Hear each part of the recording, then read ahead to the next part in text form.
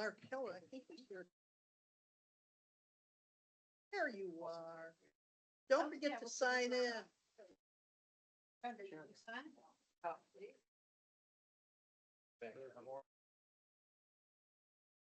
bye. Oh, yeah.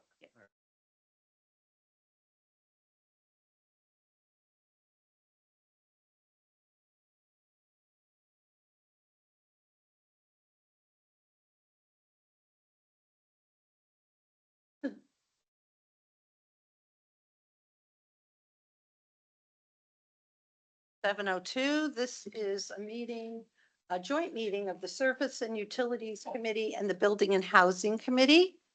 Present today are myself, Sherry Sachs. I'm the chair of the Service and Utilities Committee, and Councilwoman Winifred Weiser, who's the chair of the Building and Housing Committee.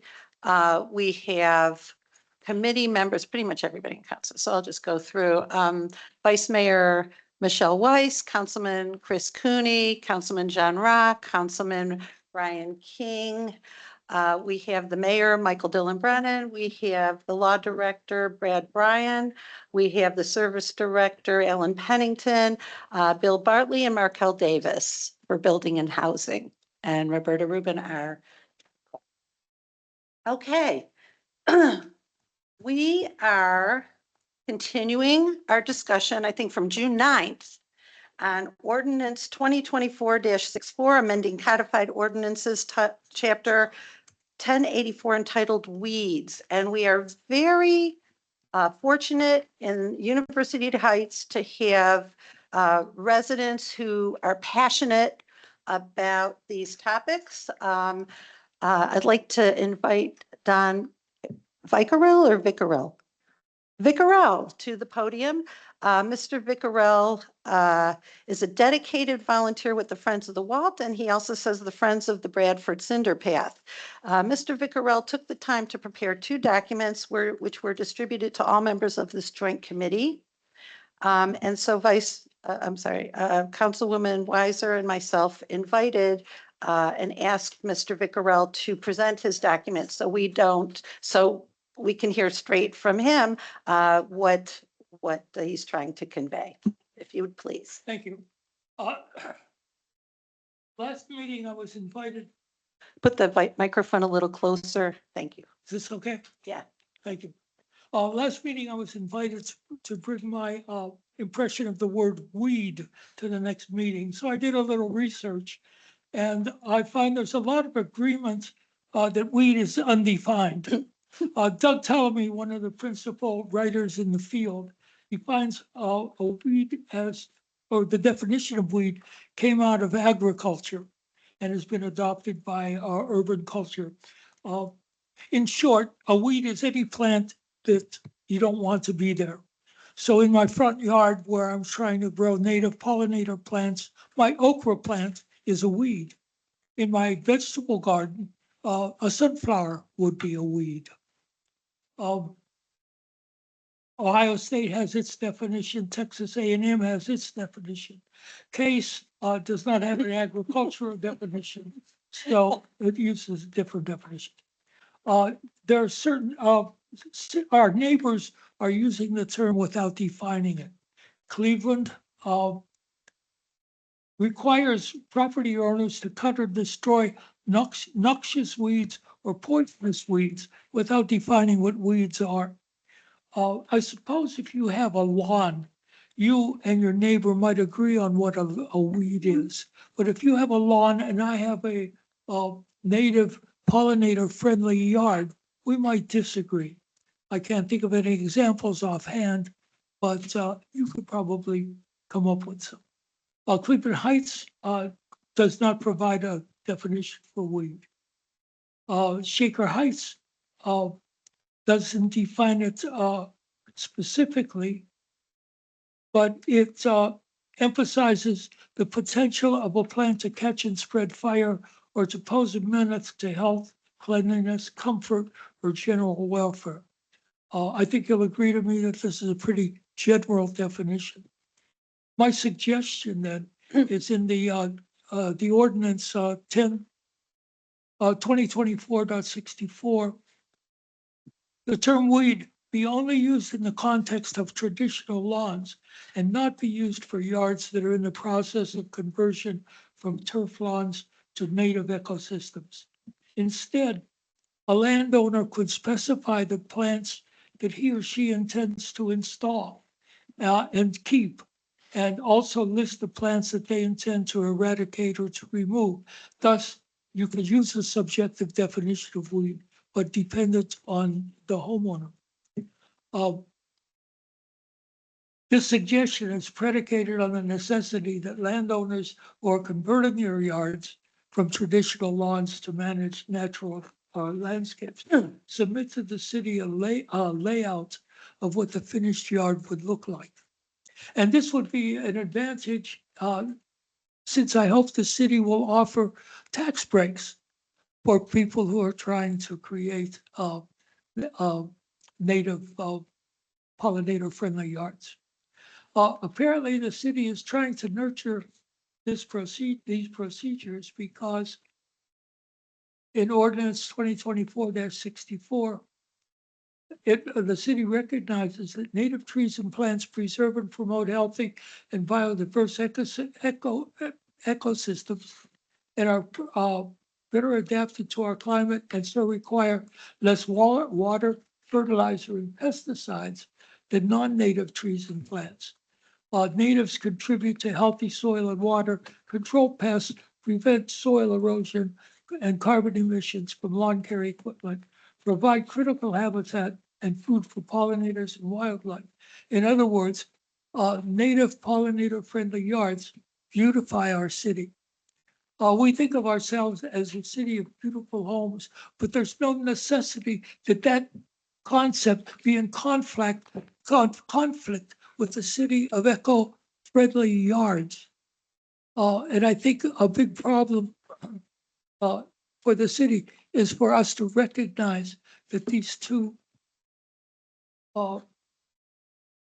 instances of beauty can exist side by side. Thank you. Thank you. So, Mr. Ficarell, so that's the first document, right? Yes, I'd like to summarize, if I can, is it essentially beauty is in the eye of the beholder with regard to weeds? that's another way to put it. Yes. Okay, and the only thing I would pose to I'm not on the building and housing committee, but I Okay. would pose the question, or the observation, does this subjectivity make it even more difficult or challenging for inspection purposes? I don't know. And, conflicts resolution between neighbors. I'm just playing devil's advocate, trying to, Yes, there's one other factor involving inspections. I drove past Fairmont Circle recently, and I noticed, remember the gas station is on the northeast corner? It used to be there serving everybody. It's all tore up. Why didn't the city give them a that's citation? another discussion. Yeah, That's not But about the weeds. my point. Yeah. The city didn't give them a citation because the city knows what they're doing. Well, And if I were to provide the inspectors with a notice of what I plan to be doing, so that they could see that it's a work in progress, then I wouldn't have been cited last year or I hope that I wouldn't have been cited last year and this year for having a messy lawn. Because the Fairmont Circle is indeed messy, but we all know where it's going. Thank you. I think in the last meeting, in asking Ms. Davis, if we had an inspector that could define an invasive weed, what is an invasive weed and how we can determine it is difficult to do, if almost not impossible. Part of what you're suggesting about a document that's given, I don't know if maybe we should put in a permitting process where before anybody does anything, they have to provide the city with that document. And we would have to have somebody who could review what the homeowner is suggesting.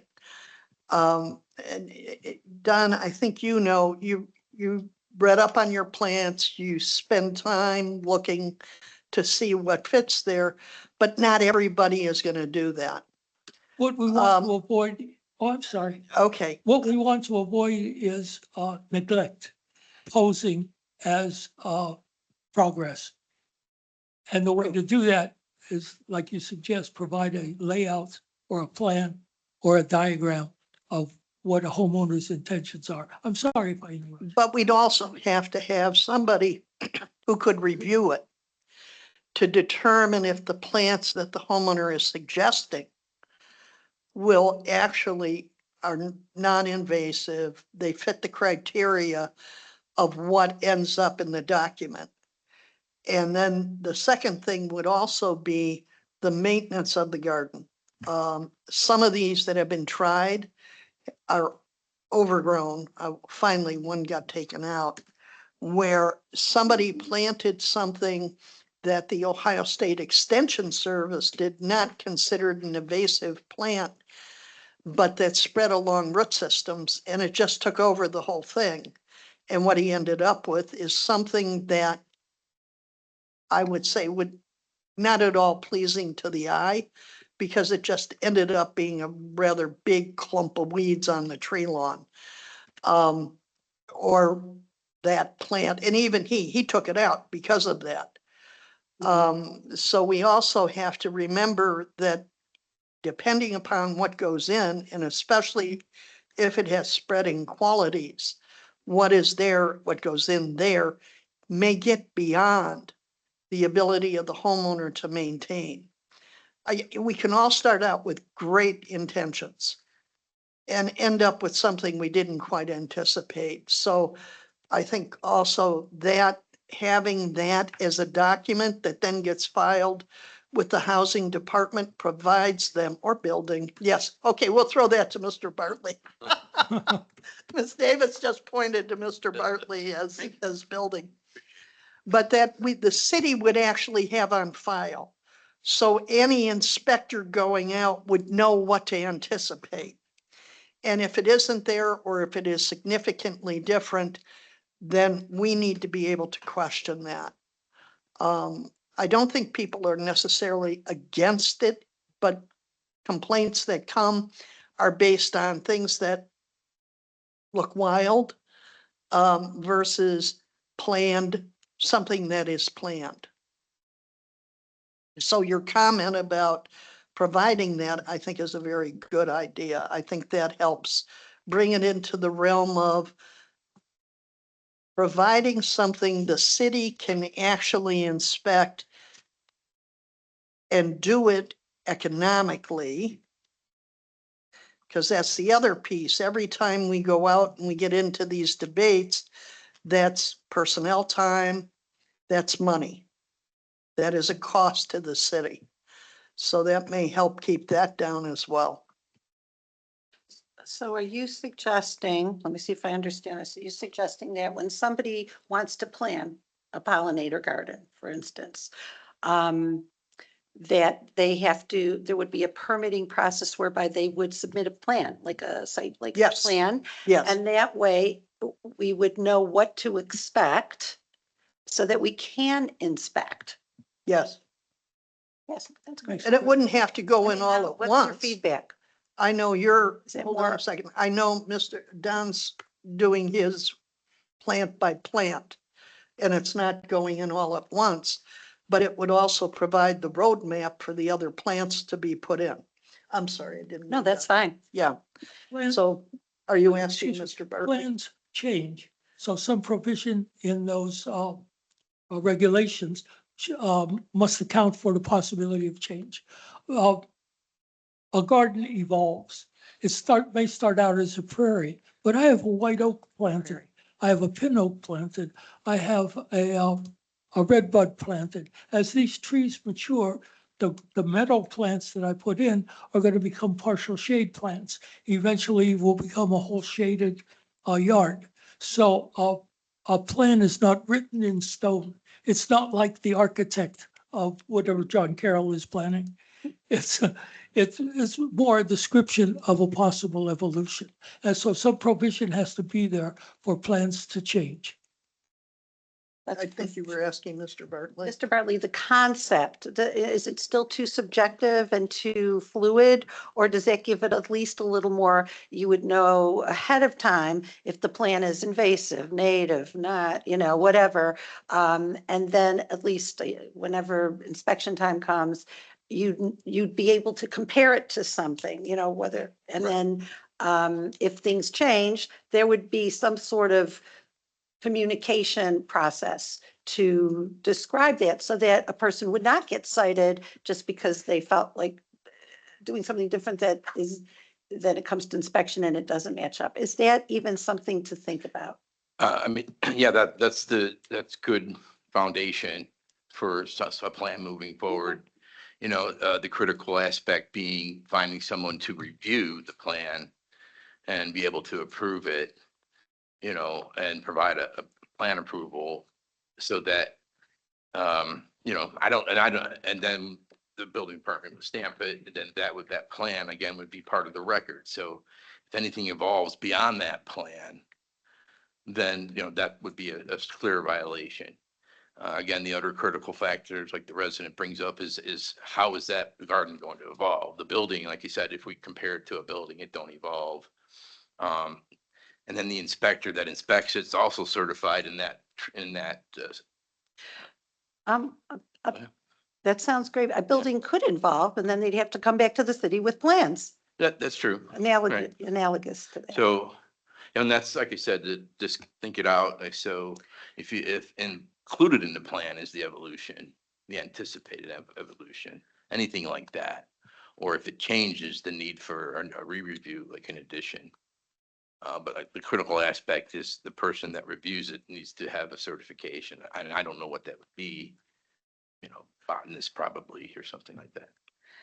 The other thing, Councilwoman Weiser, is while the tree ordinance has a tree commission, for that purpose, the weed ordinance does not have so who would review that permit, how would that work? So that may be something to think about as I well. don't know, that just came up, so. Right, no, I have I'm time to just think about posing that, one. I would imagine, I think there are master gardeners that we might be able to Yes. utilize, on a subcontract basis. I don't see 100, 200, 500, 1,000 of this popping up overnight, where we, like the arborist, hire a master gardener on a subcontract basis to review those plans. Because I know, like with planning and BZA, they wouldn't have any, the people on that committee do not have the expertise for that. Because that's sort of a very targeted expertise.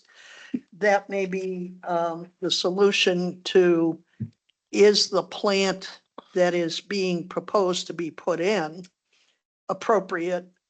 And we may end up developing a list of plants that can be planted over time.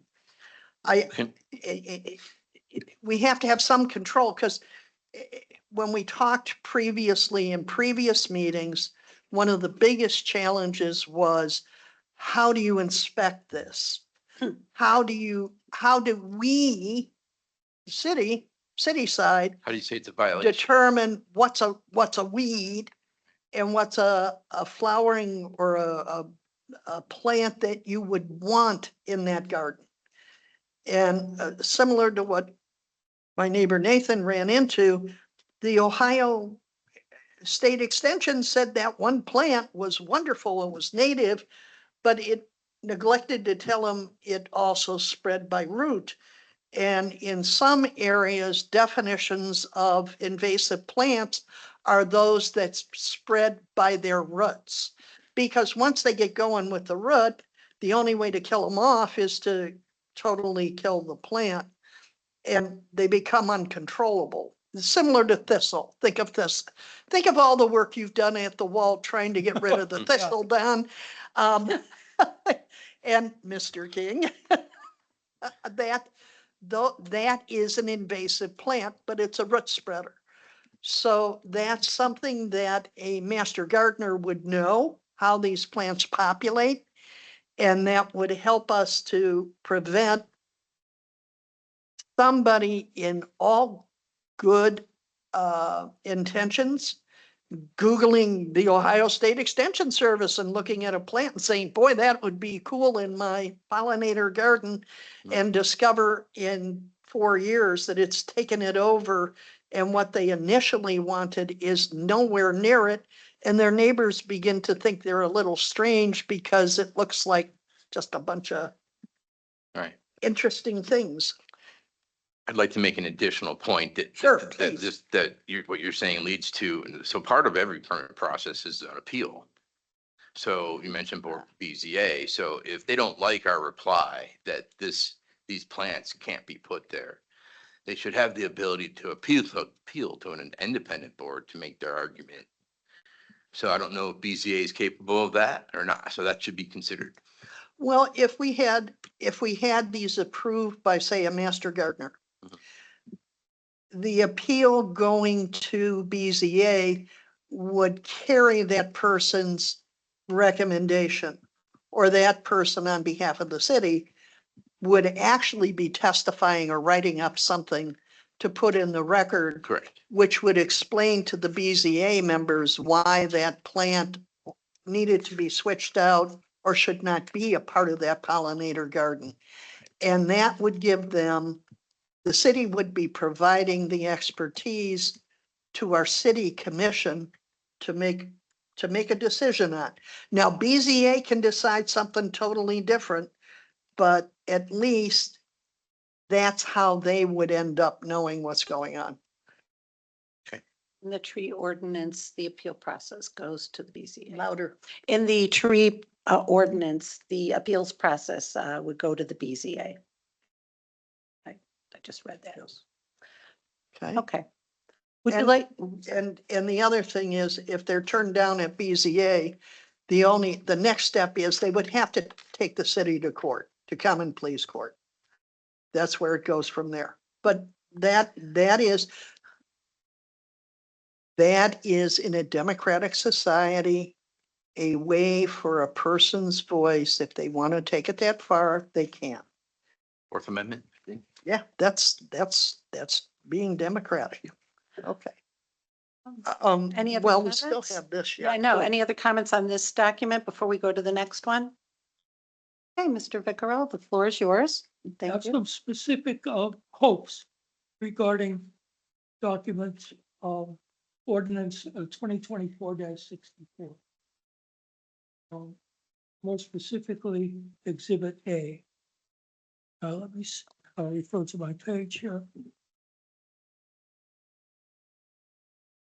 For example, in paragraph 1084.02D. Let's find that.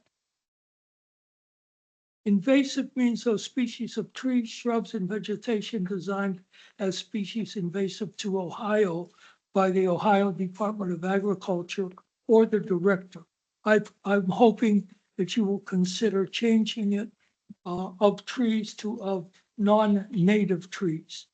In common usage, invasive implies non-native. So native species that perform like invasives are commonly referred to as aggressive.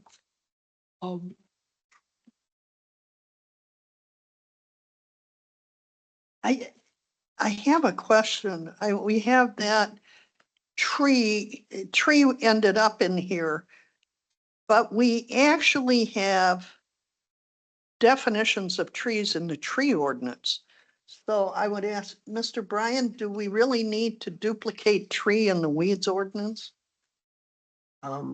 We do not, and I know when we talked about 1084.04, we did recommend taking the trees out and just refer to vegetation. Here, Okay, so then we would, if we were being consistent, if you don't mind, Mrs. Sachs, Mhm. if we're being consistent, we could remove that section from this. Yes.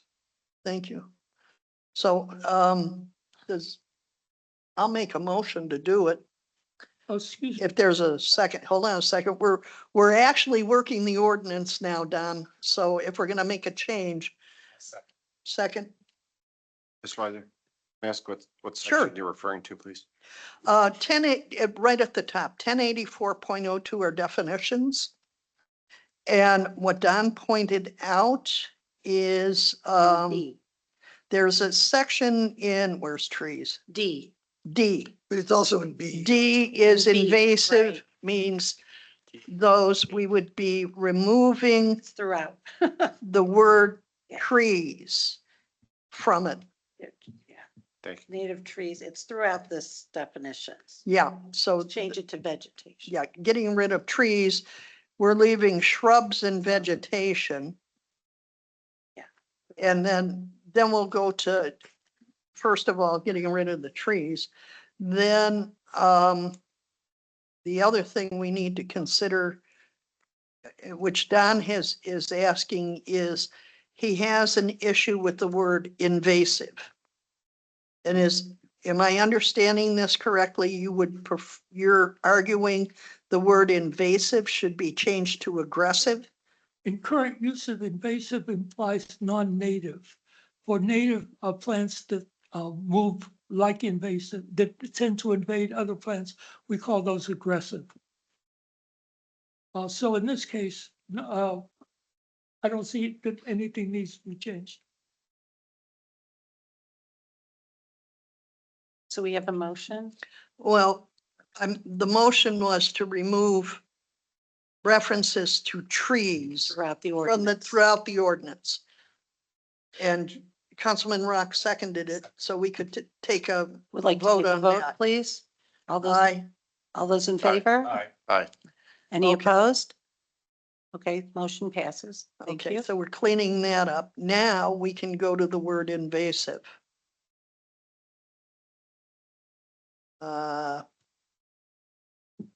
You're saying that invasive implies non-native. Yes, that's common usage, I believe.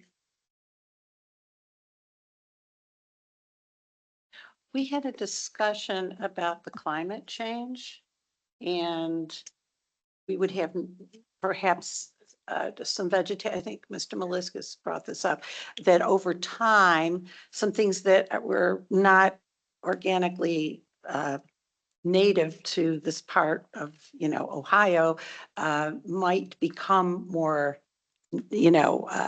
Naturalized. naturalized, yes, thank you, because of the change in temperature and all sorts of things. So even the salt, we talked about that with the arborist and such. So I think, But I've Yeah. seen definitions of invasive as spreading by root, which would cover non-native and native species. do you want to specify that? I don't know if that's Well, too right now, specific. no, the way the wordage in the ordinance is It's not current. invasives means those species of, and now it would read shrubs and vegetated designated as a species invasive to Ohio by the Ohio Department of Agriculture or the director. And saying invasive to Ohio would indicate it's non-native to Ohio. So are we? Which brings up the question, I think we do that. in 20 or 30, because these ordinance don't get changed, and then you have somebody I that think says, Mr. oh, that plant grows there now. Mr. Pennington. Yeah, the word invasive here goes along with I later on with noxious weeds and grass. When you go to section, I believe it's 1084.05, talks about the management of the natural landscape shall be maintained free of invasive species and noxious weeds and grass. These are just definitions of an invasive type thing. So I don't know that you really need to change having the word invasive as far as a definition goes, based upon Ohio's Department of Agricultural list of invasive plants and species. So what you're saying is the rule of thumb in University Heights will be you can plant anything that the Ohio Department of Agriculture says is not invasive, What it says. even if it's a non-native plant. That's what the, when it talks about the managed natural landscapes, that's exactly how it's reading now. Talks about being free of invasive species and noxious weeds and grass. And then you get into the definition of noxious weeds and grasses, those species of weeds designated as prohibited noxious weeds by the Ohio Department of Agricultural, grass and weeds 8 inches or more in height, and weeds, brush briars, and grass likely to catch fire. Can Those I- are the things can I- that they talk about. Okay, can I ask Mr. Malaskis? Since you're part of the people that created this, were you attempting to limit it to native or non-native?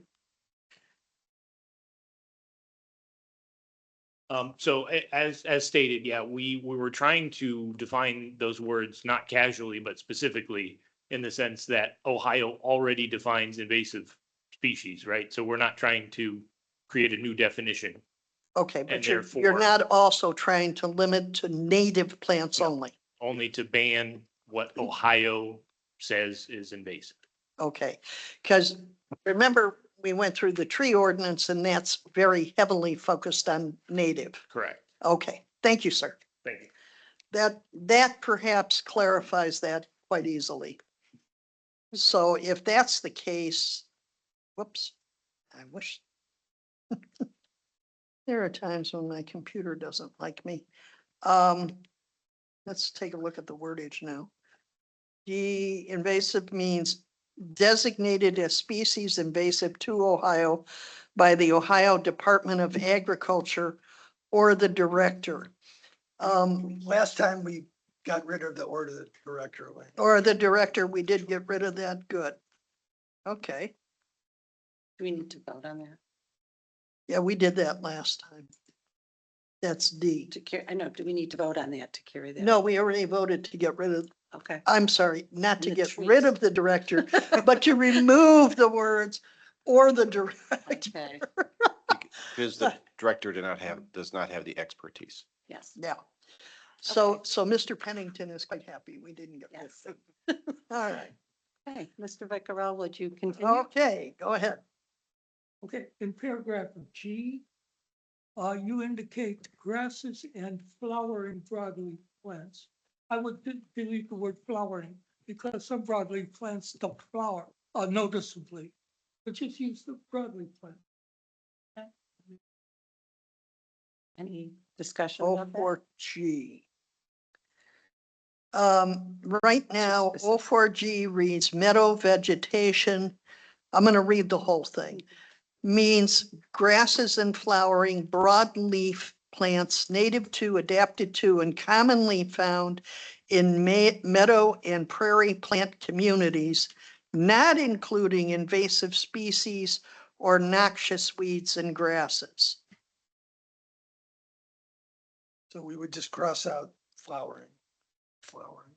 Cross out what? The word flowering would be removed.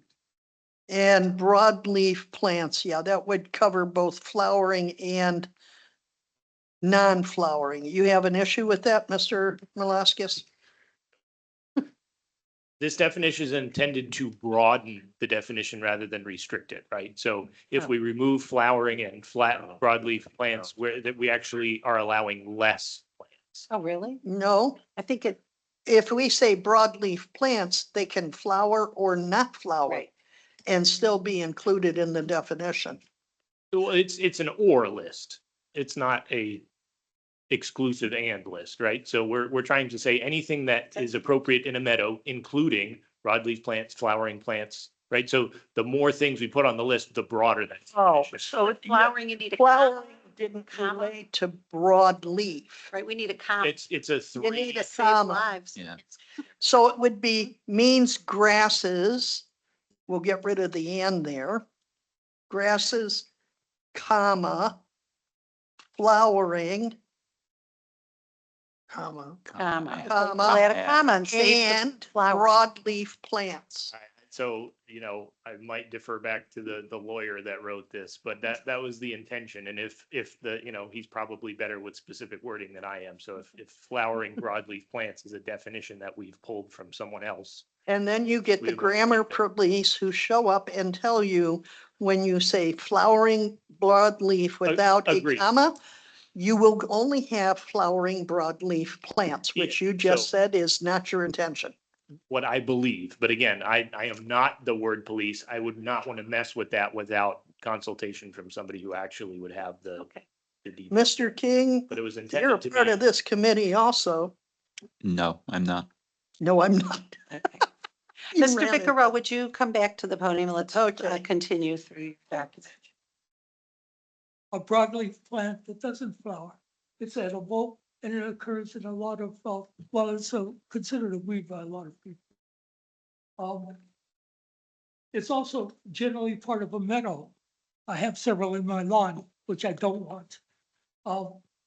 So by excluding the word flowering, you include any plants that don't flower. Yeah, and I guess the other question then is if we're saying flowering, does that,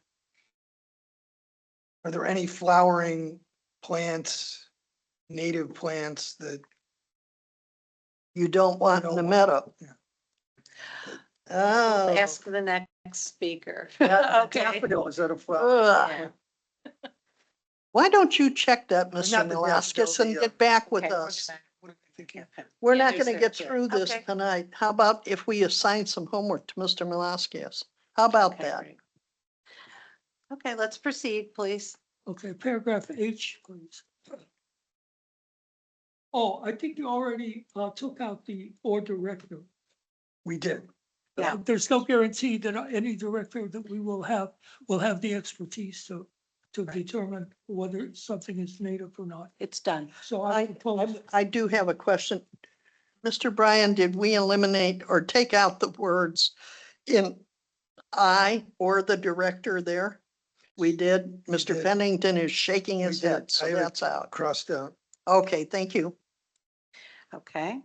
Now we're in, okay, paragraph I. Agriculture or the director grass. Oh, there again, we're taking out Right. the director. Yeah, and we already had taken that out. We Okay, did that yeah. last week. and now we're on .03. Okay, 1084-3. Subparagraph in.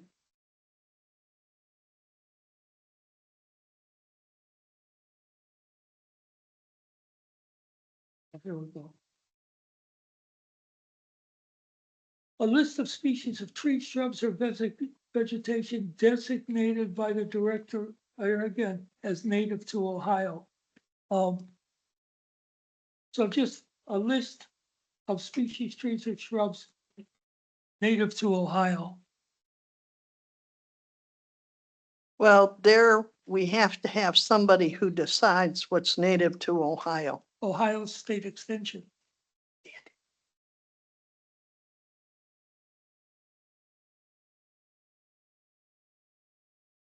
Oh, and natives has previously been defined. Right. Yeah, we Yes. took out by the director gets taken out. Yes, but it's previously defined. Yes. But we Okay. didn't say who. In, In H, it's a list of a species, And the it'll now Ohio read. Division of Natural Areas and So, Preserves. so I guess that you're raising the question is, do we need a species selection list? well, if we didn't define it before, why does it have to be defined now? Or if it's defined now, why isn't it undefined previously? Oh, you're saying it's extraneous, Oh, Mr. Pennington? If I may on this here talks about the director may maintain a list of these various things. It doesn't say that the director assigns those. It's saying that the director may maintain a list of those that can be then provided to point A, point B, point C on understand. different residents.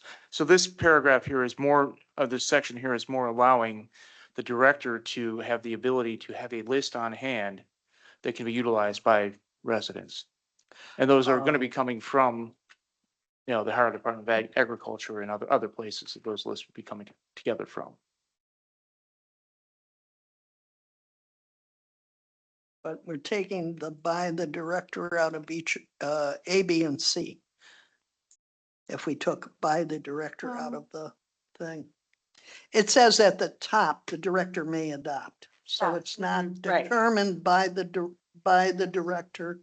the director can use if we actually become involved with a master gardener. They can rely on like you do with the arborist. Correct. Mhm. That Right, would so- be, So we do want to take out by the director. yeah. Okay, so now we're on 108, 4.05. Yes, subparagraph A5I. No trees, shrubs, or vegetation having foliage between 30 inches and 10 feet in height may be installed. I would propose deleting the whole paragraph. Height restrictions discourage rather than nurture the establishment and preservation of native plants. I don't know where the 30 inches came from because I can't find any evidence that the stated height and distance parameters listed here affect accidents. I believe it's a safety issue to be able to see But over. the safety issue is not established. Our recycle bins are 43 inches high. Parked cars at the side of the road exceed 30 inches. Furthermore, the trees on the tree lawns have drooping branches that extend down, perhaps not to 30 inches, but lower than 10 feet, which is the other parameter. Except when I forget where I was going. And it's on a street, on a corner, on the inside property, right at the corner where the sidewalk is. Somebody has exceptionally tall grasses and it's a short tree lawn with a sidewalk. And you have to creep further up to be able to see any car coming up the road when you go to turn. And I believe, does ODOT have some specs on this, Mr. Pennington? Yes, site distance by ODOT is determined through the Ohio Location and Design Manual. And through that manual, they do indicate certain heights where the driver, being a certain distance off the edge of the traveled way, must be able to see down the street in order to safely make a determination whether they can pull out onto that street.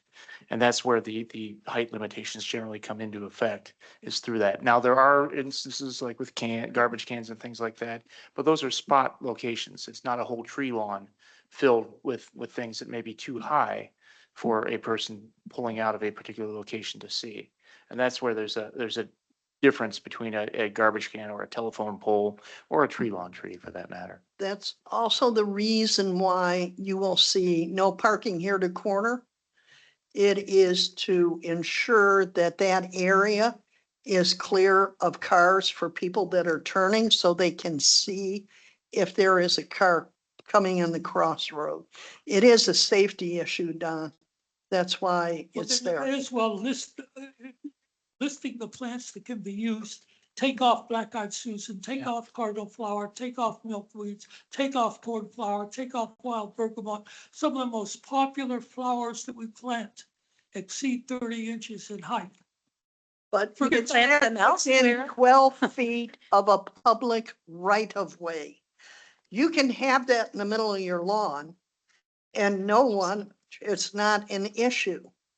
It is only in areas tree where line. they might block the right of way. That's the issue. That becomes a safety issue. And if it's defined by ODOT, we Yeah. can't very well take issue with it. Correct. Thank you. Right, it's in the Ohio Location and Design Manual. Okay, let's continue. Sex. Yes, Where are we? Mr. King, thank you. There are dozens of native natural landscapes that are already in place that are in tree lawns. The 30 inches, I understand it's coming from an ODOT standard. I really don't know if that applies to our neighborhood streets.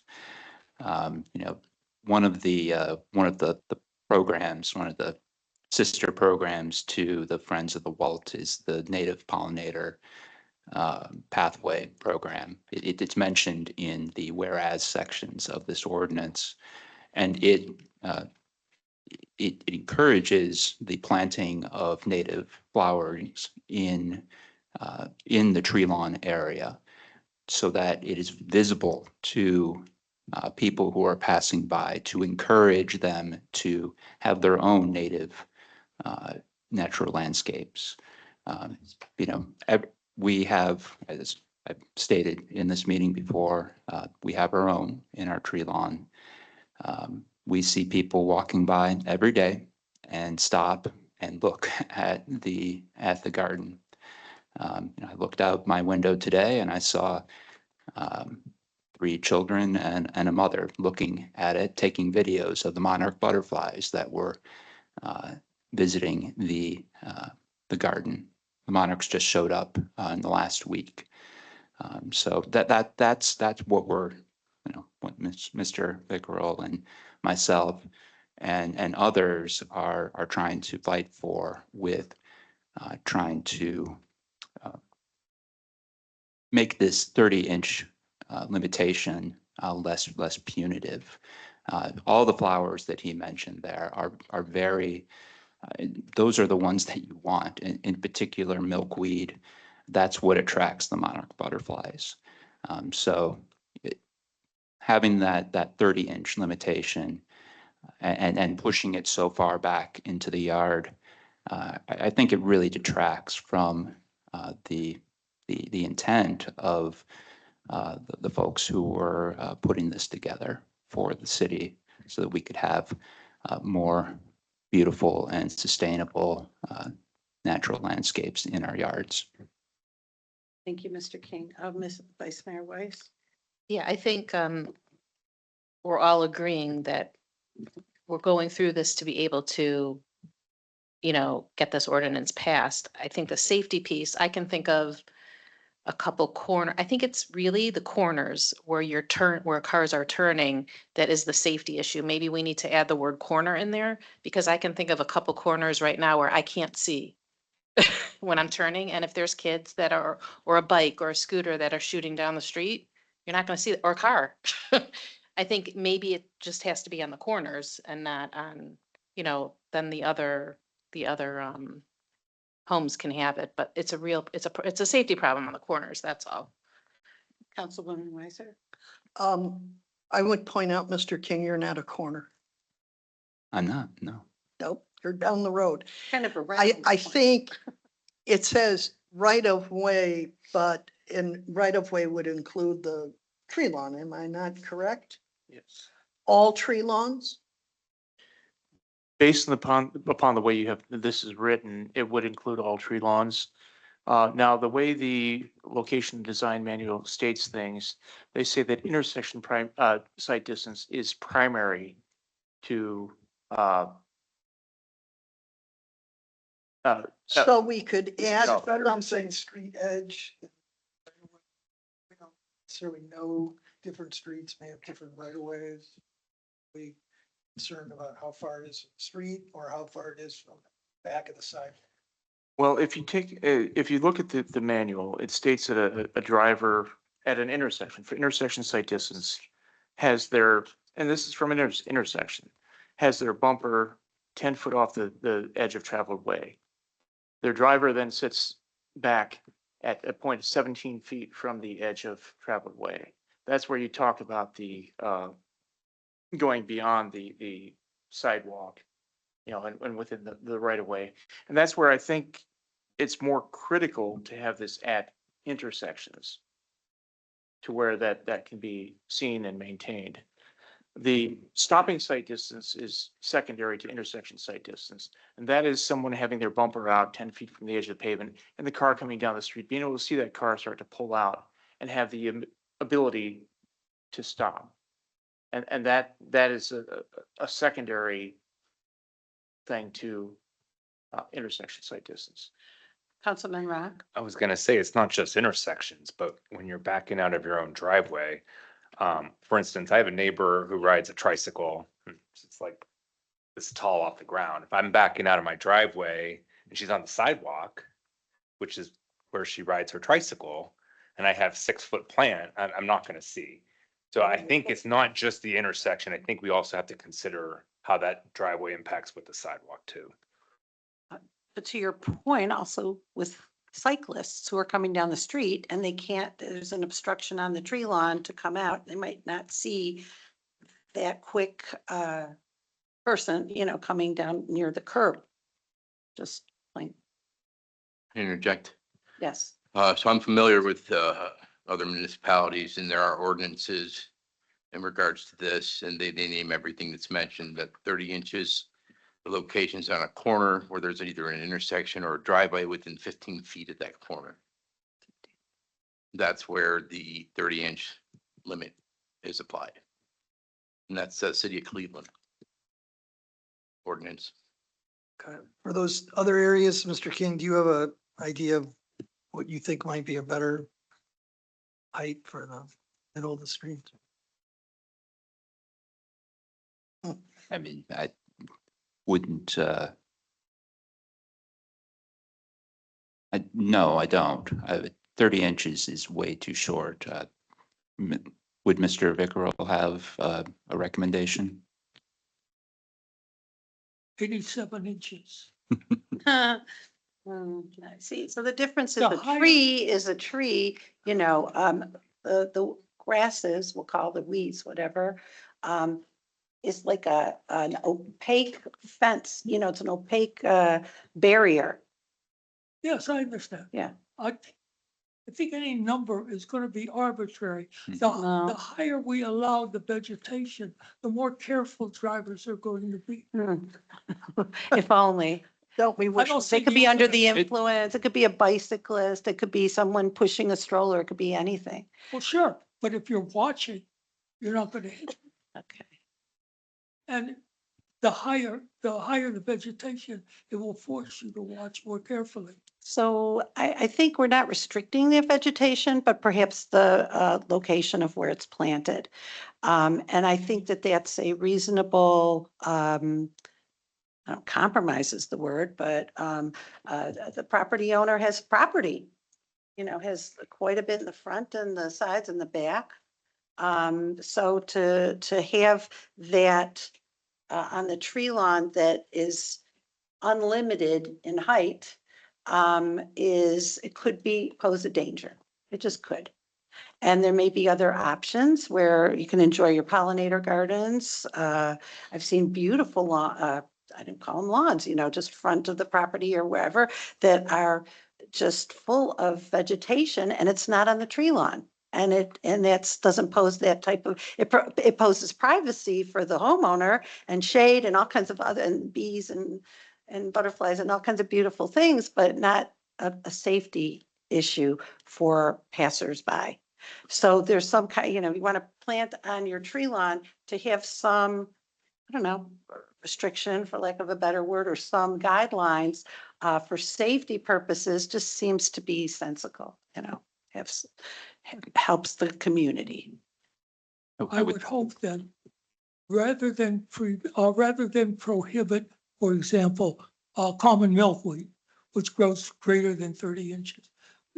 If the ordinance would stipulate that plants have to be pruned to be within that height, so that I could grow common That's- milkweed if I could keep it within the height But parameters. that's what it says. Well, It that's says what it 30 says. inches. Yeah. Well, Prohibiting it if we- having foliage between 30 inches and 10 feet in height, maybe, no, maybe, oh, trees are out, maybe installed, allowed, or maintained within 12 feet, or must be trimmed to the appropriate height.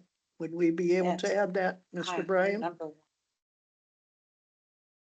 If I may, the word maintain may actually keep that to where you don't have to worry about the trim. The maintain might actually cover that already. I'm not sure what you would think, Mr. Bryan, but I think we would have to specify. Here's the thing, if it reads, let me get the trees out, okay? No shrubs or vegetation having foliage between 30 inches and 10 feet may be installed, allowed, or maintained, is already saying, since milkweed can grow higher than 30 inches, it cannot even be installed. By saying, adding at the end, or must be trimmed to a height of no more than 30 inches, we allow it, but it's maintained at 30 inches. Right, I mean, you can install it as long as it's 30 inch when you install it, and then you have to keep it that height is what it Yeah. says. Mr. King? So it grows more than 30 inches. It's not a viable, I don't believe it would even be a viable plant at 30 inches if you trimmed it down to it. But we seem to have changed directions here rapidly. You know, we were discussing the priority of intersections and perhaps driveways, but now we've moved back to what's originally in the ordinance. So I'm confused at the direction that we're having here. Because Mr. Pennington was pointing out the code, right? Oh, Or- yes, That- but that's why. I did indicate though that it is site In- distance is Right, primary. intersections difference. are a priority, and I completely understand. I mean, one that I encounter all the time is coming out on Vernon Road by the Dunkin' Donuts. They have a shrub that is tall, and I have Yes, to it's- inch out yes. in order to see Yes, the it oncoming is. traffic if I want to make a turn there, a right turn there. So Exactly. I understand the concern around intersections. But I think we really should be more permissive outside of the scope of the intersection so that we can allow for the, Except within, Mr. Pennington, you're the engineer here, within, how would we maintain it? How would we eliminate it within an area of an intersection? I mean, What would Mr. be- Bartley referred to the Cleveland standard, and I don't know if that was, within 15 feet of an intersection. And then we've been talking about whether you want to do that with a driveway Okay, or not.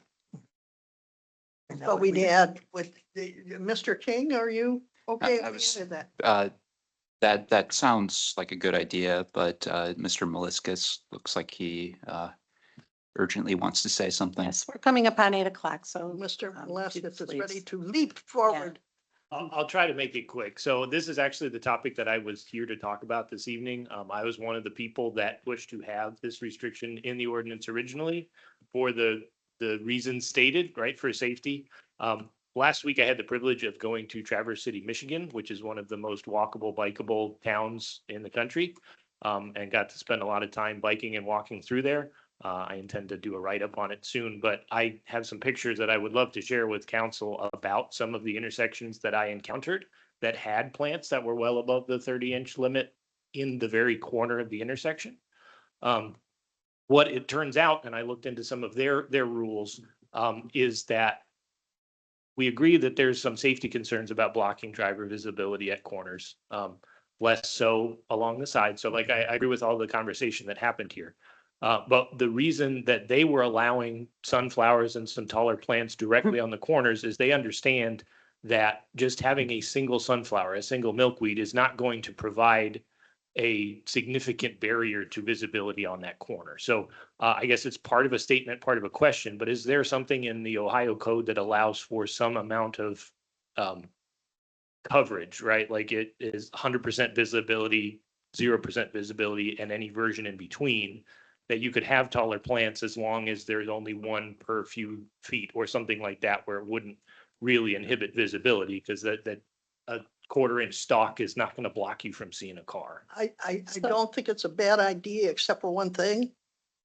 Enforcing it will become a true pain, because if somebody sees one sunflower, the next person's gonna want two. But we've already spoken about that we are probably moving towards a pre-approval process, right? So you would have to show us what you're doing, and we could say, yeah, that's too dense, you can't do it. Or, yeah, there's a reasonable amount of space, we'll allow you to have a couple tall plants in there. So we're doing that. The plans have to come in for both lawns and tree lawns. I think it should only be for tree lawns. Well, it needs to be for both.